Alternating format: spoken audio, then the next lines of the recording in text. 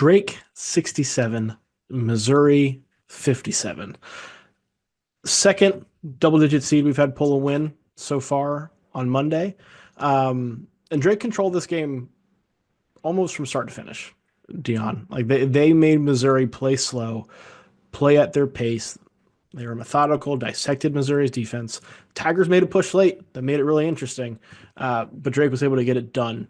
What did you see from Drake that allowed them to dictate things?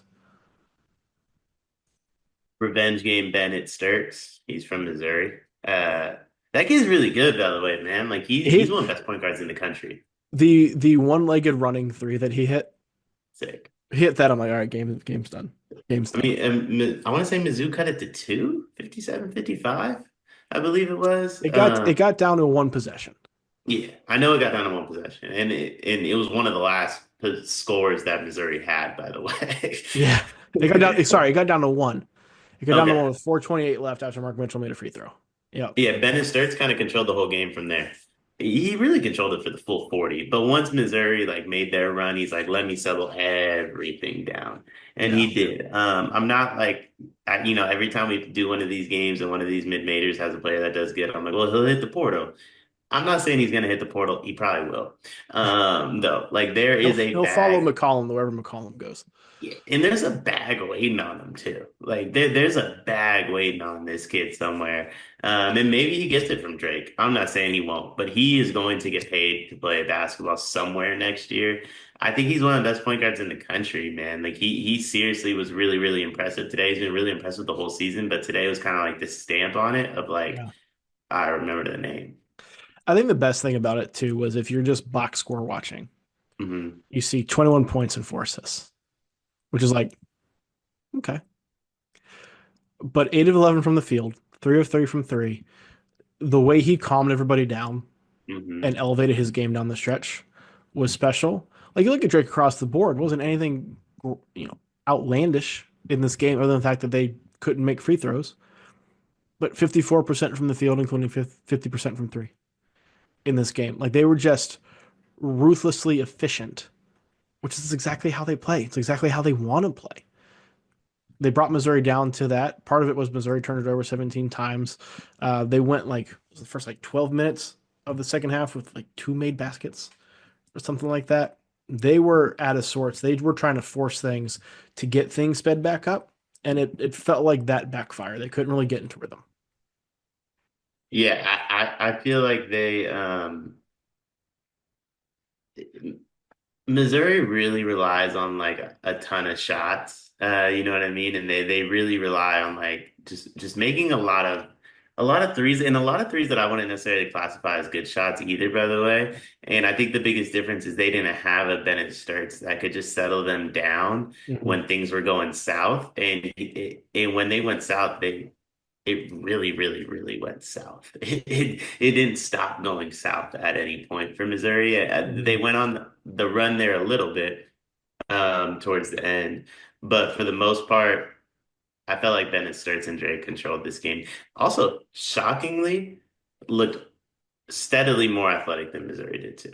It's kind of impressive. They weren't the only school that kind of shocked me with just how athletic they looked. McNeese was way more athletic than Clemson, like way more Well, athletic. that one I probably could have told you. Yeah, but like, I mean, going into it, You've seen him, how but Ian once you Shefflin looks. You've seen his body shape.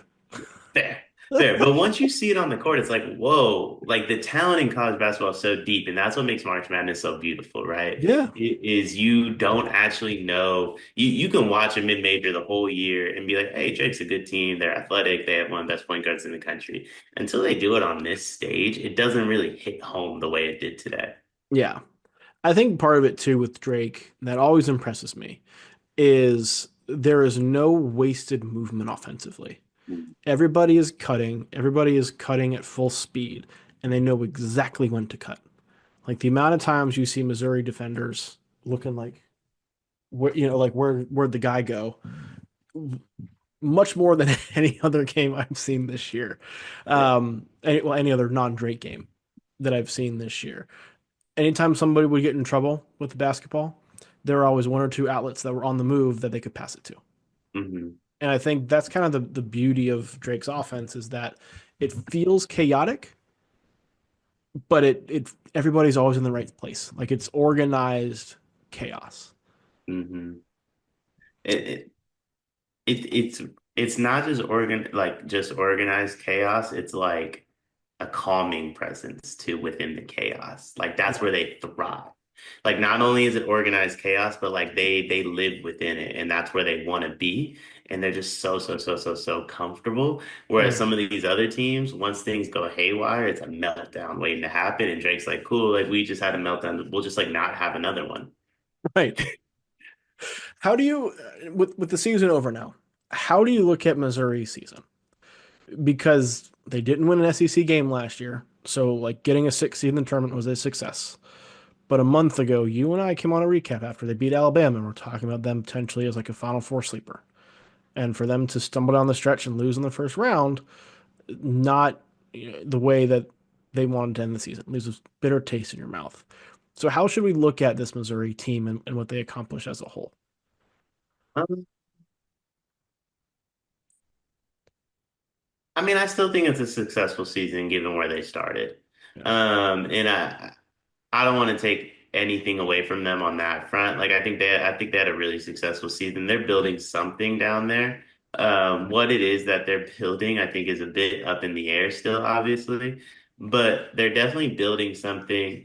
Um, the movement, the like, I guess you could say, like the motion is happening all of a sudden, and um, I do believe they'll be able to build off of this, and that's all you can really ask for if you're Yeah. missing. Yeah. This was a team that doesn't have a pro, Yeah, right? yeah, Not an NBA pro. yeah. This was a solid season. Like you would rather win a game in the tournament. I think you'd feel better, even if they lost in the round of 32. But Drake's a good team, man. Yeah. They've won 31 games for a reason. Like Yeah. this is a really solid group, and you were a little bit off, and you couldn't afford to be. But I think Missouri fans can feel good about the coach, which you couldn't probably a year ago with Dennis Gates. I think you feel good about the fact you're headed back on an upward trajectory. I think that's positives. Now with Drake, last thing we'll talk about with them, we'll have a full preview for the round of 32 up on the channel for every round of 32 game. So make sure you check all those out, like and subscribe. Did they show you anything in this game that gives you more confidence in their ability to make a run, not just maybe keep going, but make a legitimate run? Um, I think guard play wins in March. So yeah, they did. I think they have one of the best guards in left in the tournament, and honestly, the only one that I think for sure is better is Braden Smith. And I love Braden. I love Purdue. Like I don't know if Drake has to be too concerned about playing Purdue. Like I think they're comfortable within that matchup, right? So I do believe guard play wins in March. I believe guard play wins in basketball for what it's worth, and I think they have one of the best ones. So I think they proved themselves on that level. They also can get up and down the court and run too. So I think they can hang. They can hang with anybody. Does that mean I think they can beat anybody? God no. But can Drake hang? Yeah, absolutely. Yeah, I think we saw too some of the old Tony Bennett Virginia stuff where they would dominate a game for 30 minutes. Hmm. But because of the way they played and the pace they played at, they'd be up 9 to 12. And so there'd be a quick break, and the other team would hit a couple buckets, and all of a sudden it's like a two possession game.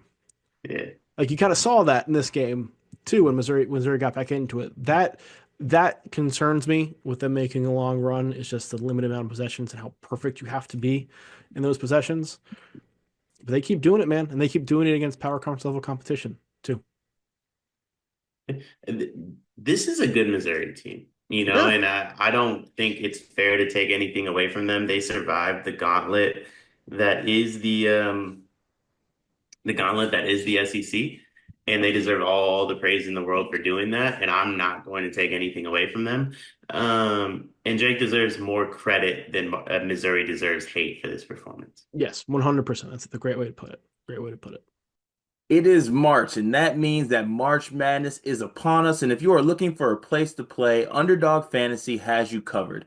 Sign up and deposit using code SLEEPERS, that's code SLEEPERS, to receive up to $1,000 in bonus credit plus a free pick. Head over to Underdog Fantasy today and use promo code SLEEPERS to take advantage of this amazing offer.